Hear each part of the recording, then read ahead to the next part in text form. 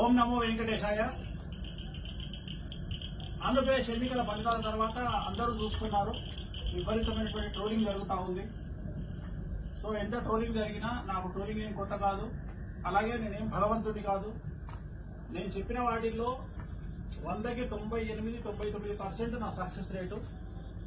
So ఏదైతే జరగలేదో జరగనటువంటి విషయాన్ని నేను వ్యక్తిగతంగా రిజల్ట్ వచ్చినటువంటి 10 నిమిషాలకు నేను ఒప్పుకోవడం జరిగింది. కానీ మీరు చూస్తా ఉన్నారు, పెద్ద పెద్ద స్వామీజీల దగ్గర నుండి చాలా మంది ప్రముఖుల వరకు ప్లేట్ తిప్పుతూ వాళ్ళు చెప్పినటువంటి మాటల్ని తప్పించుకొని చాలా మంది భయముతో మాటలు మారుస్తున్నటువంటి సందర్భాన్ని మీరు చూస్తా ఉన్నారు. బట్ వేణుస్వామి అలాంటి వాడు కాదు.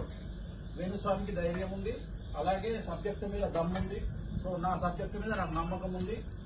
సో ఎన్ని ఎంక్వైరీ చేసుకుంటారో చేసుకోండి. నేను చెప్పిన వీడియోల్లో ఒక్క జగన్మోహన్ రెడ్డి తప్ప మిగిలినవన్నీ జరిగినాయి. సో అది నా సక్సెస్ రేటు, భయపడే సవాలే లేదు. సో చాలా మంది నా శ్రేయోభిలాషులు కానీ నా ఫాలోవర్స్ కానీ వేణుస్వామి ఏంటి పరిస్థితి, మరి ఇంత ట్రోలింగ్ లో ఎక్కడున్నాడు అని చెప్పి ఆలోచిస్తా ఉన్నారు. నేను హైదరాబాద్ లోనే ఉన్నాను. రెగ్యులర్ గా రిజల్ట్ వచ్చిన తెల్లారి నుండి నా పూజా కార్యక్రమాలలో నేను చాలా బిజీగా ఉన్నాను. సో నా ట్రోలర్స్ నా మీద చూపిస్తున్న అభిమానం వల్ల, నా మెంబర్స్ నా మీద చూపిస్తున్న అభిమానం వల్ల, నన్ను వ్యక్తిగతంగా విమర్శించే వాళ్ల అభిమానం వల్ల నాకు రెగ్యులర్ గా వచ్చేటువంటి ఎంక్వైరీల కంటే ఇంకొక 100% ఎంక్వైరీ పెరిగినాయి. దానివల్ల నేను ఇంకా బిజీగా ఉండాల్సినటువంటి పరిస్థితి ఏర్పడతా ఉంది. సో మీ వల్ల నాకు పని పెరిగింది. సో వ్యక్తిగతంగా నేను ఇంకా బిజీ అయినాను. సో అందువల్ల మీకు ఆ అమ్మవారు ఖచ్చితంగా మీకు ట్రోలర్స్ కు, మేమర్స్ కు, అలాగే నన్ను విమర్శించి మరీ ముఖ్యంగా వ్యక్తిగతంగా నన్ను నా కుటుంబాన్ని విమర్శించేటువంటి వారందరికీ కూడా అమ్మవారు అనుగ్రహాన్ని మీకు ఇవ్వాలని కోరుకుంటా ఉన్నాను. ఎందుకంటే మీకు ప్రత్యేకించి ఒక ఎజెండా ఉంటుంది. ఆ ఎజెండాను బేస్ చేసుకుని మీరు నన్ను విమర్శిస్తారు. నేను దానికి నేనేమి అనట్లేదు, నేనేమి విమర్శించను, నేను దానికి ఫీల్ అవ్వను.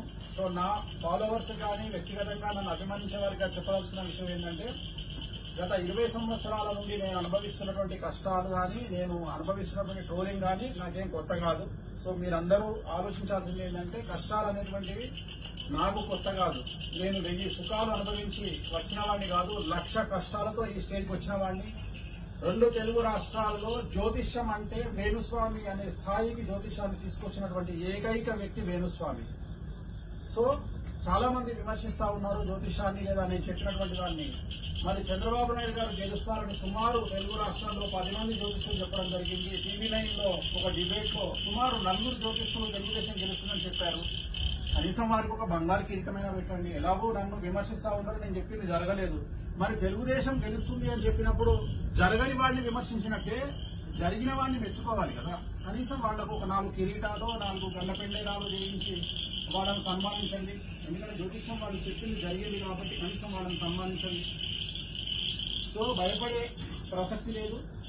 అన్నిటికంటే ముఖ్యం, ప్రకృతి అనేటువంటిది ఎప్పుడు బ్యాలెన్స్ చేస్తుంది. సమాజాన్ని కానీ, మనిషిని కానీ, కర్మను కానీ ప్రకృతి బ్యాలెన్స్ చేస్తుంది. సో నాకు ఎటువంటి అనుమానము లేదు.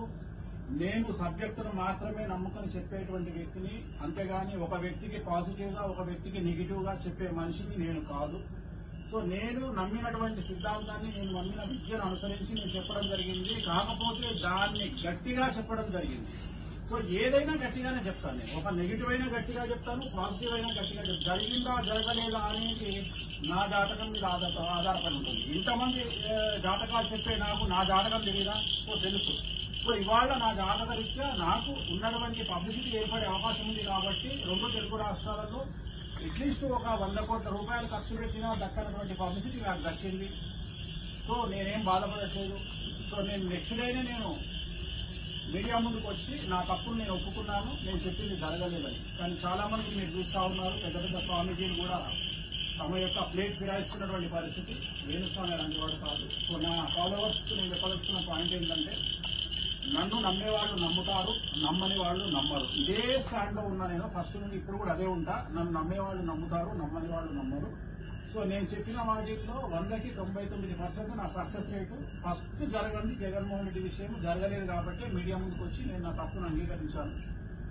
So no problem. నా పనిలో నేను చాలా బిజీగా ఉన్నాను. ట్రోలర్స్ కు మరియు మేమర్స్ కు మరియు వ్యక్తిగతంగా నా మీద విమర్శలు చేసే వారికి అందరికీ కూడా అమ్మవారి కరుణా కటాక్షాలు ఉండాలని మనస్ఫూర్తిగా కోరుకుంటూ ఓం నమో వెంకటేశాయ.